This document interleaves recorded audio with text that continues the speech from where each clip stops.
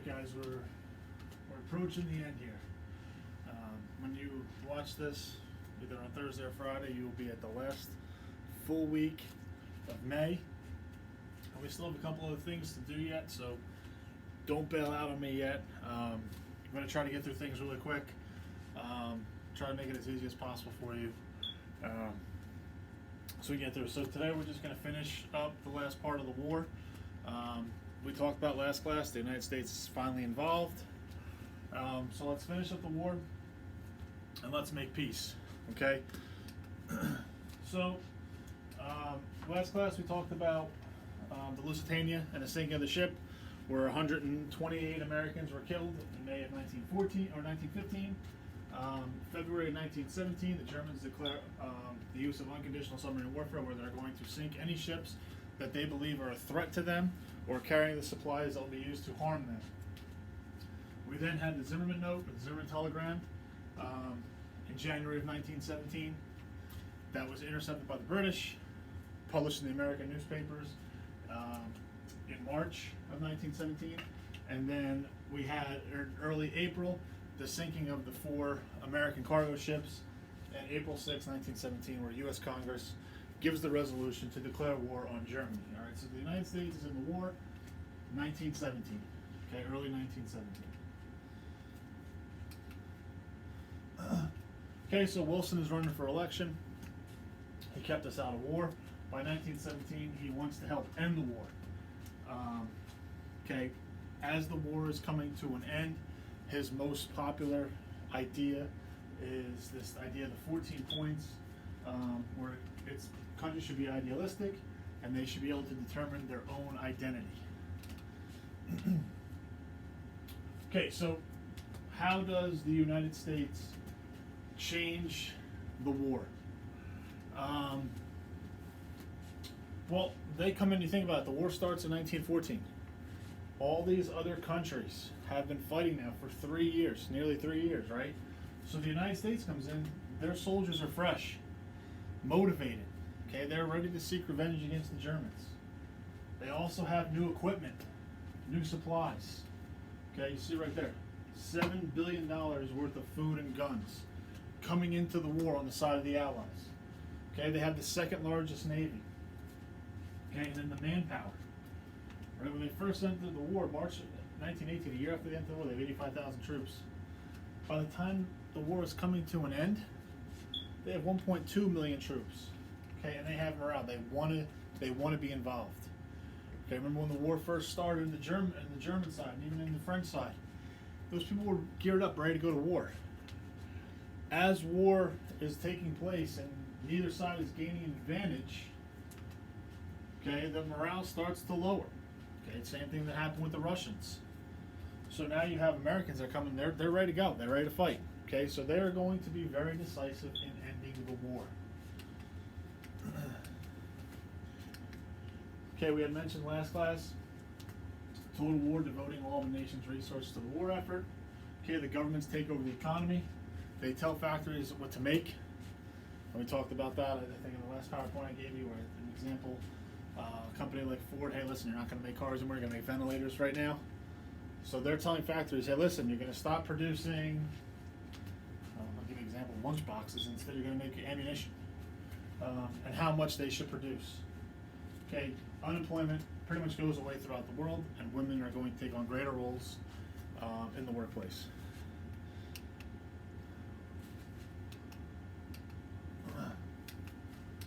Okay, so we're not going to go a great deal about how the war ultimately ends, but the United States and their large amount of troops, large amount of weapons, are going to be very decisive. And finally, by the end of the war, at the Second Battle of the Somme, the introduction and the ability to utilize the tank in a proper and an advantageous manner is going to give the Allies an upper hand. They're going to bring 350 tanks. They're going to understand how to use them.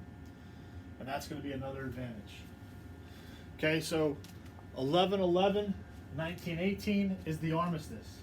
Okay, both sides agree to stop the fighting.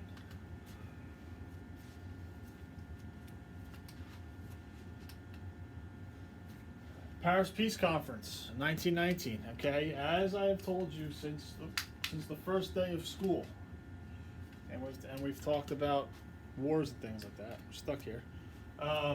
When you win a war, you get to punish the loser. So the United States, Britain, and France, and Italy are on the winning side. Russia dropped out. They don't get anything. They don't get to punish Germany. Germany on the losing side, Austria-Hungary on the losing side, they're going to be punished for the war. When you win, you punish the losers, you get to take from them what you want. All right, so at the Paris Peace Conference, we have the big four. Okay, we have David Lloyd George, the Prime Minister of Great Britain and the mediator. He's going to kind of oversee everything. We have George Clemenceau of France. He wants revenge. He wants compensation, and he wants to contain Germany. He doesn't want Germany to ever be able to do anything like this ever again. Then you have Vittorio Orlando. Okay, he's kind of there because he was on the Allied side as a winner. Okay, he's the Prime Minister of Italy. He just wants some land from Austria-Hungary. Okay, his inclusion here is really minor. And then you got Woodrow Wilson, the President of the United States. Okay, national self-determination, and his biggest thing is this idea of lasting peace, especially in Europe. Okay, so Wilson's biggest idea is 14th point, the League of Nations.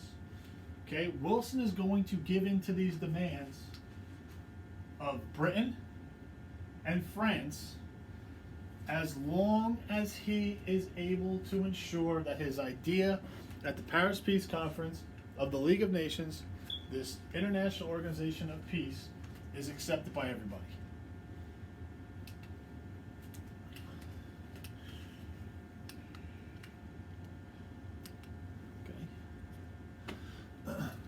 So the Treaty of Versailles is what they come up with at the Paris Peace Conference.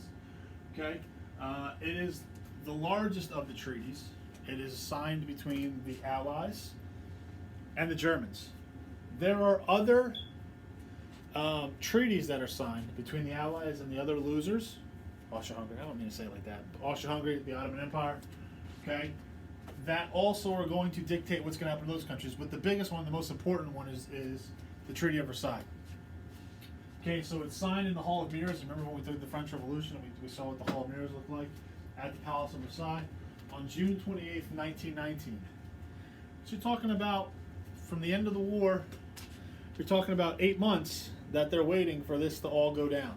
Okay, and they're negotiating and coming up with ideas. So some of the provisions of the Treaty of Versailles. Okay, Clause 231, the War Guilt Clause. Germany has to accept all blame for the war. Now I want you to think about that. A Serbian kills the future king of Austria-Hungary. Okay?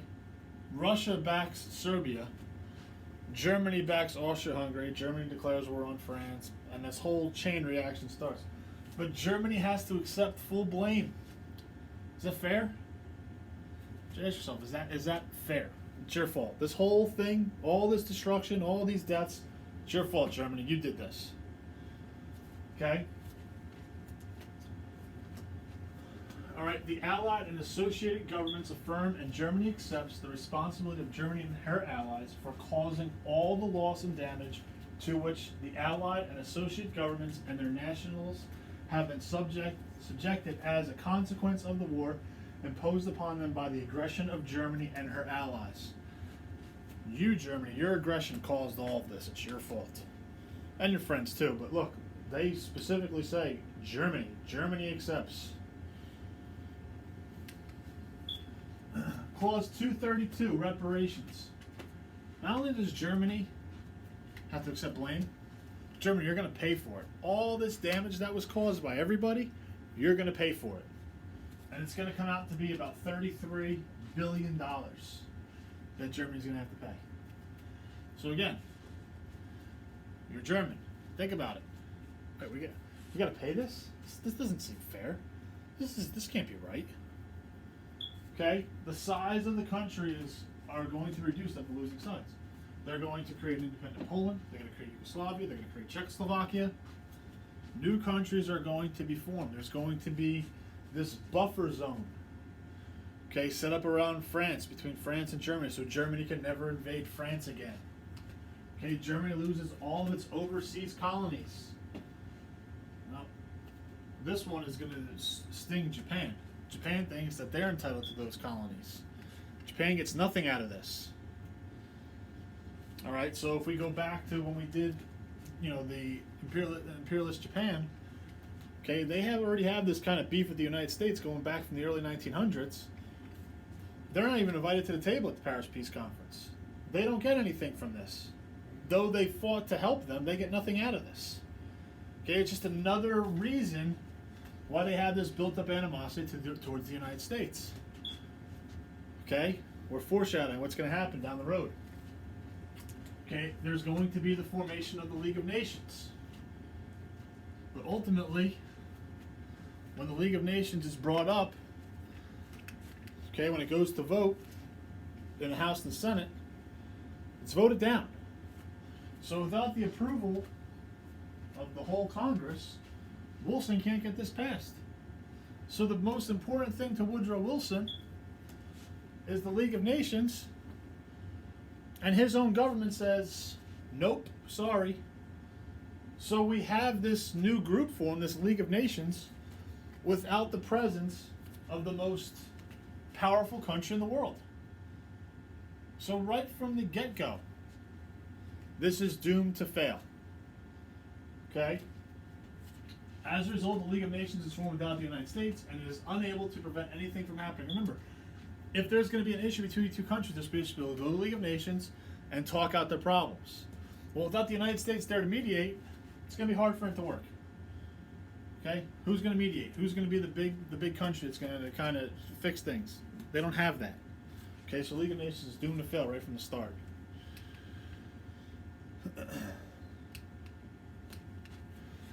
All right, so what do we have here? We have this new map of Europe. Okay, it's been 100 years since we had anything like this.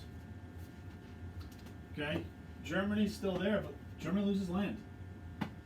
Okay, you see the formation of Poland, Czechoslovakia, Austria and Hungary are separated as a result of their own treaty. Okay, Yugoslavia is formed. You have these new countries like Finland, Estonia, Latvia, Lithuania, and over here, it's no longer Russia. It's called the Soviet Union.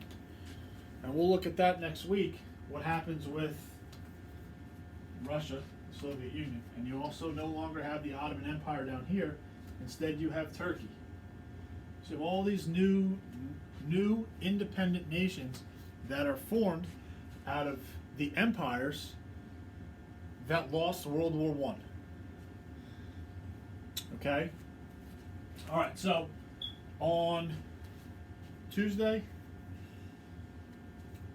Wednesday and Thursday of next week, you are going to have a test on this. I'm going to use quotes. It's going to be a test.